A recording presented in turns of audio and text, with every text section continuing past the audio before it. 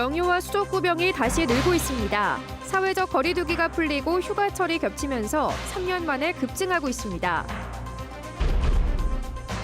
폭염 속 도로를 달리는 차량들이 화염에 휩싸이는 일이 잇따르고 있습니다. 과열 때문인데 자주 쉬면서 차를 식혀주는 것이 중요합니다. 김영환 지사의 차 없는 도청 추진 계획이 구체화됐습니다. 자신도 출퇴근 버스를 이용하겠다며 직원들을 설득했습니다. 김창규 제천시장이 취임 후 첫 기자간담회를 가졌습니다.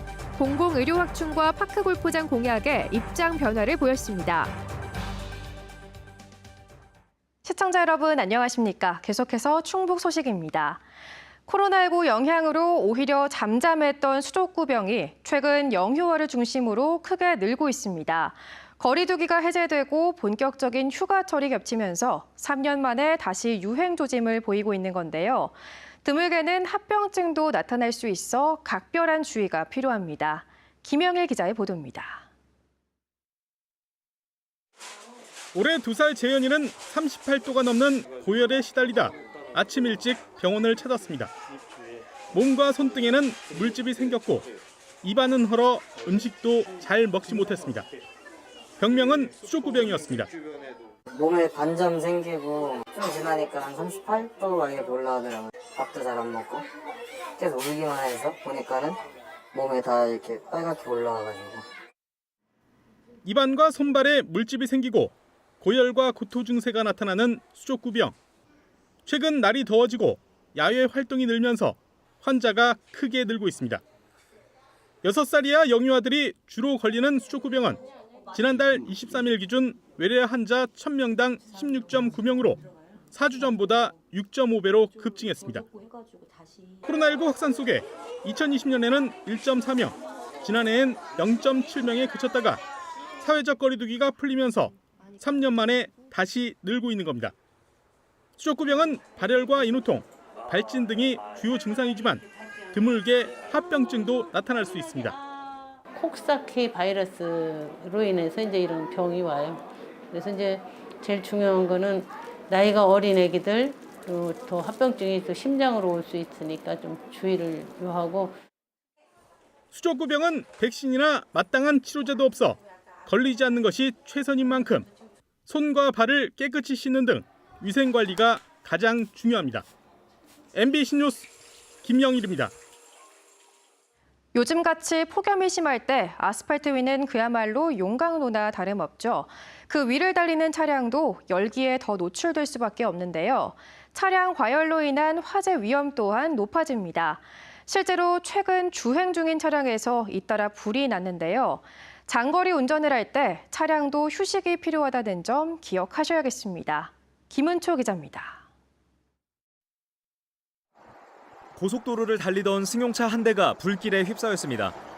검은 연기가 끊임없이 솟구칩니다. 119 소방대원이 소화액을 뿌리는데도 폭발음과 함께 하얀 불꽃이 튑니다. 반대쪽! 지난달 29일 밤 경부고속도로 서울 방향 옥천 졸음쉼터 인근에서 달리던 승용차에 불이 났습니다.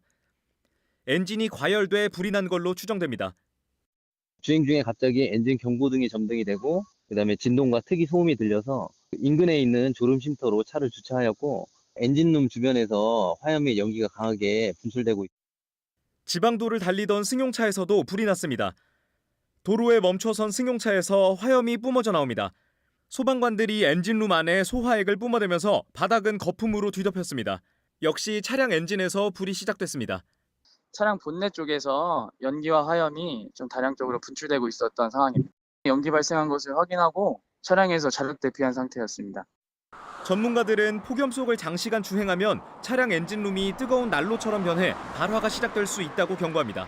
뜨거운 공기면은 엔진을 제대로 식혀주지 못한다는 겁니다. 각종 전선을 비롯한 부품까지도 문제가 생기면서 화재가 높아지기 때문에 자주 쉬고 차를 식혀주는 것이 굉장히 중요합니다. 올 상반기 충북에서 발생한 차량 화재는 모두 122건. 이 가운데 절반은 주행 중 엔진 과열 등 기계적 전기적 요인이었습니다. MBC 뉴스 김은초입니다.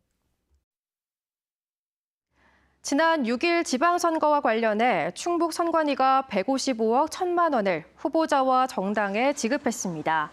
4년 전 7회 지방선거와 비교하면 23억 1천만 원 늘었습니다. 도지사 선거 후보 2명에게 20억 4천만 원, 교육감 선거 2명 22억여 원, 시장군수 후보 24명에게 27억 7천만 원이 지급됐습니다. 지역구 후보자 306명 가운데 80%인 245명이 15% 이상 득표해 선거 비용 전액을 보전받았고 8%인 26명은 10% 이상 득표해 절반을 보전받았습니다. 도청을 도민과 문화공간으로 공유하겠다는 김영환 충북지사의 구상이 속도를 내고 있습니다. 김 지사가 자신도 출퇴근 버스 등을 이용하겠다며 다음 주 차 없는 도청 시범 운영을 예정대로 진행하는데요. 도청 공간에서도 작은 변화가 시작됐습니다. 신병관 기자입니다. 충북도청 본관 로비. 평소 4-5개는 세워져 있던 행사 정책 알림판을 지워 방문객들이 미술품을 감상하도록 정리됐습니다.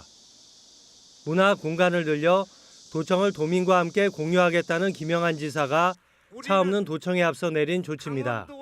도민들이 사랑하는 미술관이 만들어지게 된다면 그것은 최초에 도전하는 일이고 창조하는 일이다. 차 없는 도청도 오는 8일부터 닷새간 시범 운영으로 속도를 냅니다.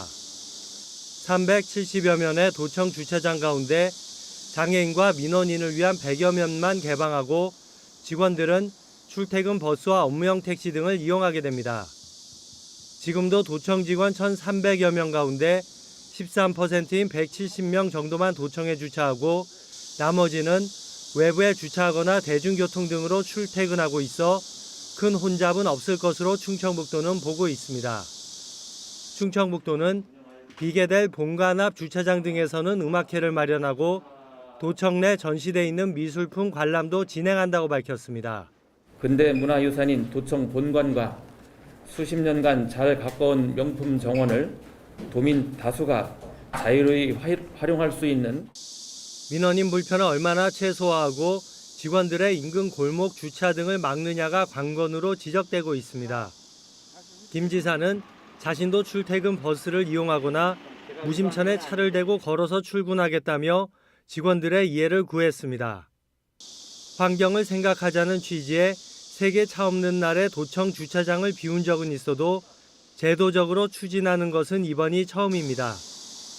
충청북도는 시범 운영이 끝난 뒤 직원 설문조사와 문화공간 조성에 필요한 보안 사항 등을 점검해 본격 추진을 준비할 방침입니다. MBC 뉴스 신병관입니다. 김창규 제천시장이 취임 이후 첫 공식 기자간담회를 가졌는데 일부 선거 공약은 입장 변화를 보였습니다. 반드시 확충하겠다는 공공의료는 민간병원을 통해서도 확충할 수 있다고 밝혔는데 시민단체와 합의하에 민간병원을 통한 공공의료 확충을 추진하던 전임 시장의 방향과 뭐가 다르냐는 논란도 나오고 있습니다. 허지희 기자가 보도합니다. 취임 한 달을 맞은 김창규 제천시장이 첫 단독 기자회견을 가졌습니다. 제천국제음악영화제의 성공 방역 등을 설명하기 위한 자리였지만 기자들의 질문은 앞으로 제천시정 변화에 집중됐습니다. 김 시장은 일부 공약의 선회를 예고했습니다. 먼저 선거 기간 내내 확충을 다짐했던 공공의료원, 심내혈관과 중증외상의료는 제천에 없는 꼭 필요한 분야라면서도 공공의료원이든 민간병원이든 시민 의견을 묻겠다고 밝혔습니다. 김 시장은 선거 경쟁자였던 이상천 전 시장이 공공병원 확충 기회를 스스로 걷어찼다며 선거 기간 내내 책임론을 제기해왔습니다. 시민들이 바라는 대로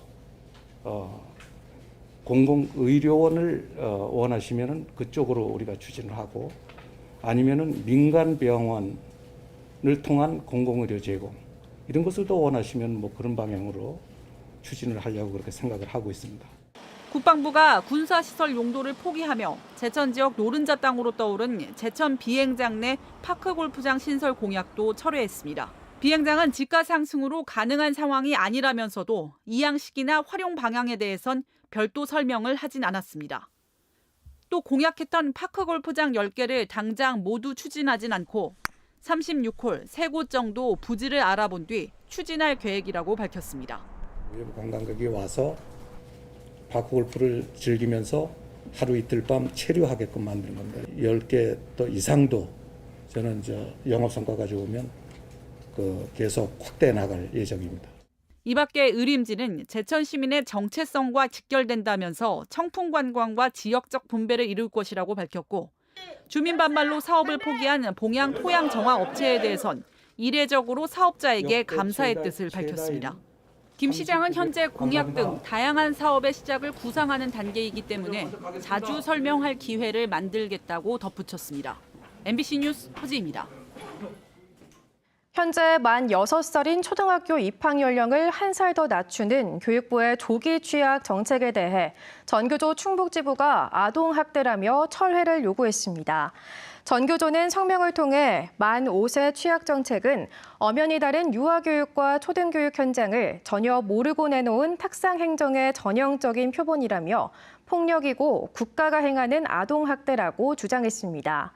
그러면서 유아의 발달 특성을 무시하고 정책을 강행한다면 그 피해는 유아와 학부모에게 돌아갈 거라고 덧붙였습니다. 충북 소식 마칩니다. 시청해주신 여러분 고맙습니다.